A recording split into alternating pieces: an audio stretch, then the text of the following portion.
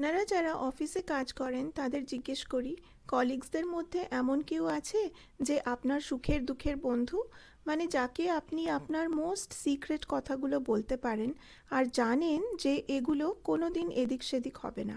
আর সব থেকে ইম্পর্ট্যান্ট, যে জানে যে আপনি কোনো কারণ নিয়ে খুব খুব ইরিটেটেড আছেন আর রেগে আছেন অন্য কারোর ওপর বা বসের ওপরেই ধরুন, কিন্তু সে আপনাকে আরও উস্কে না দিয়ে একটু শান্ত করতে চেষ্টা করে।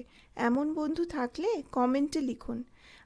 আমার এরকম একটা বান্ধবী আছে, অন্য কলিগসরাও আছে এক দুজন কাছের মানুষ, কিন্তু এই মেয়েটা যত আমার কাছে, যাকে আমি রাত 12টার সময়ও ঘুম থেকে উঠিয়ে জাগিয়ে কথা বলতে পারি, আছে।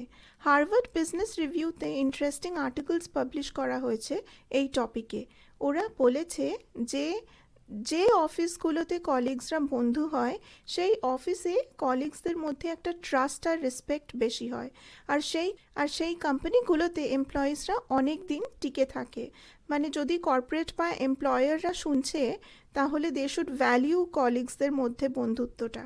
জানি না আমাদের ভাগ্যে কি আছে, কিন্তু এই যাত্রায় ভালোই লাগে যে আমার একটা খুব কাছের বন্ধু পেয়ে গেছি আমি কাজের সূত্রে।